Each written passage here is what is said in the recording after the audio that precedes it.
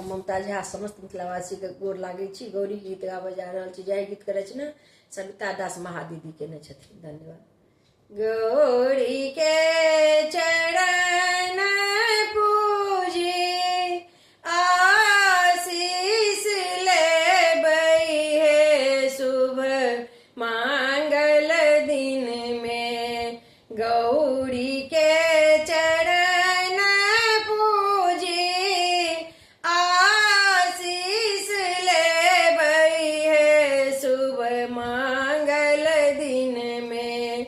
पटोर पहिरबै लाल लाल हे शुभ मांगल दिन में। पटोर पहिरबै लाल लाल हे शुभ मांगल दिन में। सोन सिंदूर लाए गौरी के पूजबै हे शुभ मांगल दिन में। सोन सिंदूर लाए गौरी के पूजबै हे शुभ मांगल दिन में। फूल चढ़ेबै लाल लाल हे शुभ मांगल दिन में। फूल चढ़ेबै लाल लाल हे शुभ मंगल दिन में।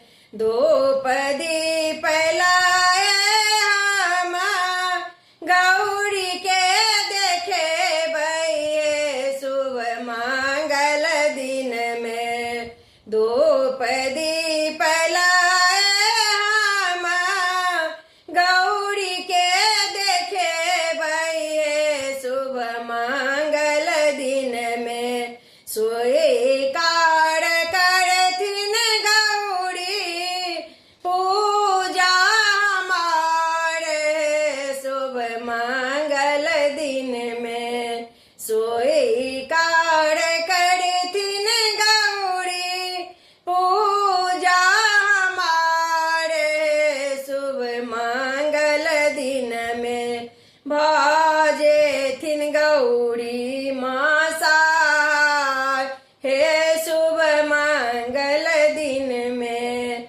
भजेथिन गौरी माँ सार हे शुभ मंगल दिन में। सविता दास एहि गीत के लिखलखिन हे शुभ मंगल दिन में। सविता दास एहि गीत के लिखिन रचना हे शुभ मांगल दिन में। जोग जुग बढ़त आही बात हे शुभ मांगल दिन में। जोग जोग बढ़त आही बात हे शुभ मंगल दिन में।